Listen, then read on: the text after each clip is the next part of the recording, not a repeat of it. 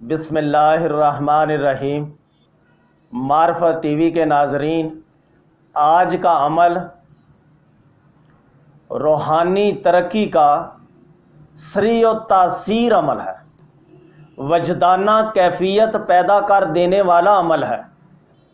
توحید میں غرق کر دینے والا عمل ہے، حقیقی روحانیت میں گامزن کر دینے والا عمل ہے، فنا فی اللہ کا مقام عطا کر دینے والا عمل ہے، اور اللہ کی رضا، اللہ کی محبت اور اللہ کی خوشنودی عطا کر دینے والا عمل ہے۔ اور پیارے ناظرین، اس عمل سے حقیقی جذب و مستی پیدا ہوتی ہے، بلکہ یوں سمجھ لو اس عمل پر عمل پیرا ہونے سے حق کا نشہ چڑھ جاتا ہے، جو کرے گا وہی فیض پائے گا۔ تو پیارے ناظرین، آج کا یہ عمل اللہ رب العزت کے ایک محبوب ولی کا تیار کردہ عمل ہے، اور یہ عمل سلسلہ نوشاہیہ کے بانی حضرت حاجی محمد نوشہ گنج بخش رحمۃ اللہ تعالی علیہ کا بیان کردہ عمل ہے۔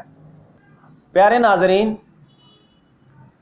حضرت حاجی محمد نوشہ گنج بخش رحمۃ اللہ تعالی علیہ کو نوشہ کیوں کہتے ہیں؟ تو پیارے ناظرین، حاجی محمد نوشہ گنج بخش جو نوشہ پاک کے نام سے یا نوشو پاک کے نام سے مشہور ہیں، آپ کو 9 ولایتیں عطا کی گئیں، یعنی 9 ولایتوں کی بادشاہی عطا کی گئی، یعنی 9 شاہیاں عطا کی گئیں،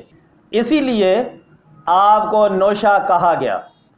حضرت حاجی محمد نوشہ گنج بخش رحمۃ اللہ تعالی علیہ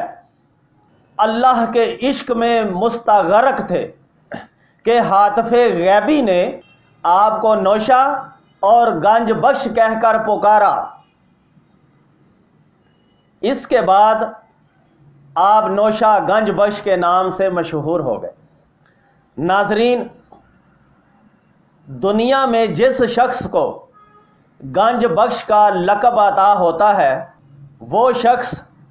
حقیقت میں اللہ رب العزت کے اسم مبارک الوہاب کا مظہر عتم ہوتا ہے،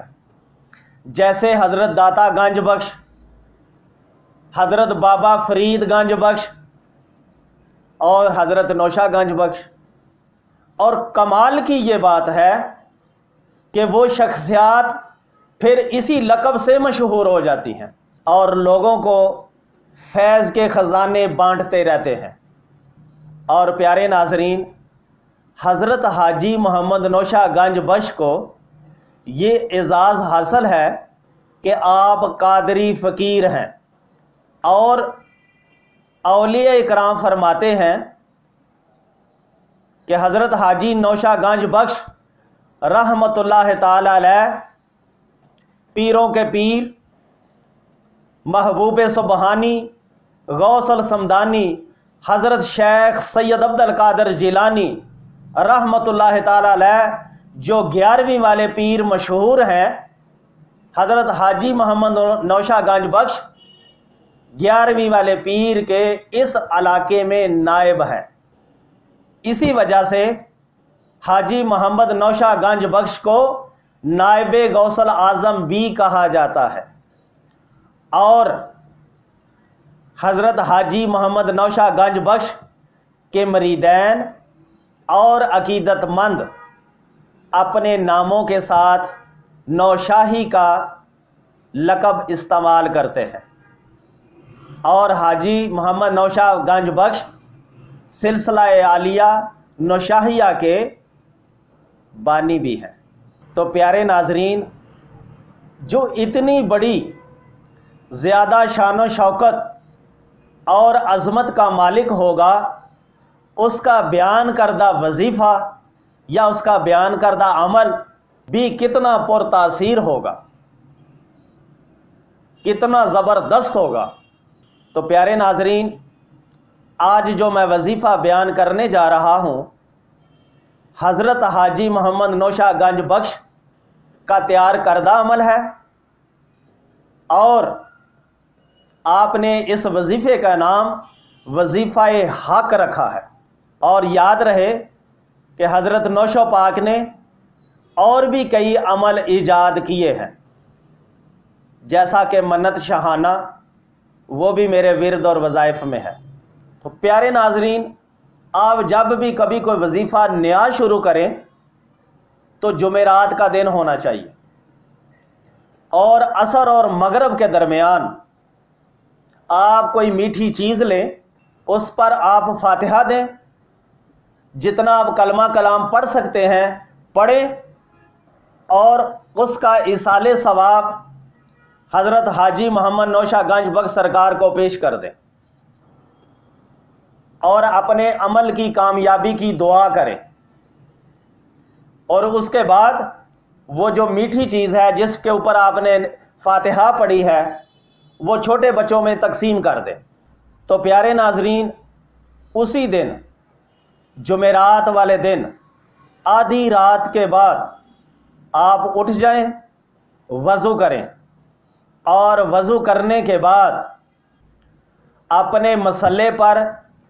ایزی نشست میں بیٹھ جائیں۔ بے شک آپ دو زانو ہو کر بیٹھ جائیں، بے شک آپ مربع بیٹھ جائیں، جیسے آپ آسانی سے بیٹھ سکتے ہیں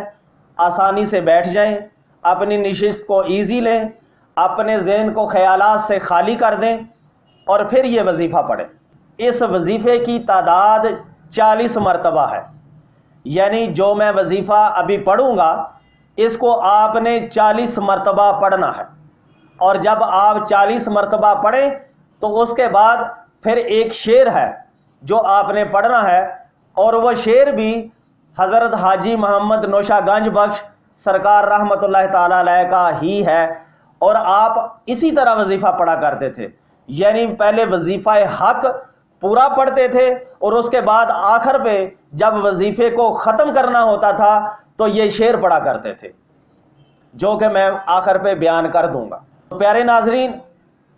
آپ سے گزارش ہے جب بھی کوئی وظیفہ پڑھیں تو اس وظیفہ پڑھنے سے پہلے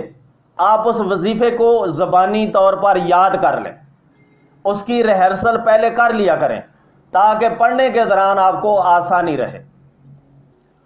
تو پیارے ناظرین، آپ اپنی ایزی نشست لے کر آنکھیں بند کر لیں، اور حق کے مشاہدے کی نیت سے خشوع و خضوع کے ساتھ اس وظیفے کو پڑھیں۔ اور وظیفہ یہ ہے: اول حق آخر حق، باطن حق ظاہر حق، ایتھے حق اوتھے حق، جتھے کتھے حق و حق،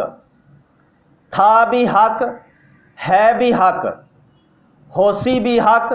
دسیوے حق، سنیوے حق اکھیوے حق، لکھیوے حق پڑھیوے حق،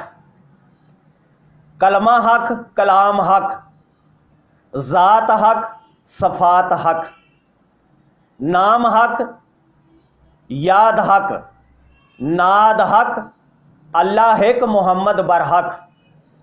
تو پیارے ناظرین، یہ ہے پورا وظیفہ۔ جب آپ اس کو 40 مرتبہ پڑھ لیں تو اس کے بعد پھر یہ شعر پڑھیں: وحدت دا ساون لگا وسے حق و حق، وحدت دا ساون لگا وسے حق و حق، نوشہ حق سمایا ریا نہ کوئی شک۔ پیارے ناظرین، آخر پہ آپ نے یہ شعر پڑھ کے آپ نے چھوٹی سی دعا کر دینی ہے۔ جب آپ نے یہ وظیفہ پڑھنا ہے اس وقت جب آپ کی آنکھیں بند ہوگی تو بس آپ اللہ کے جلووں میں گم ہو جائیں، اللہ کی ذات میں گم ہو جائیں۔ یقین مانیے یہ وظیفہ اتنا زیادہ فائدہ آپ کو دے گا کہ آپ سوچ بھی نہیں سکتے۔ آپ کا باطنی مشاہدہ کھل جائے گا، آپ کو کشف ہونا شروع ہو جائے گا، فنا فلا تک کا مرتبہ حاصل ہو سکتا ہے، اللہ کی ذات میں فنائیت ہو سکتی ہے۔ انتہائی زبردست عمل ہے اور زبردست روحانی ترقی حاصل ہوگی، مگر کرنے کی ضرورت ہے، عمل کی ضرورت ہے۔ تو اللہ رب العزت آپ کو اس عمل کے کلی فیوز و برکات عطا فرمائے، آمین برحمتک یا ارحم الراحمین۔ وما علینا الا البلاغ۔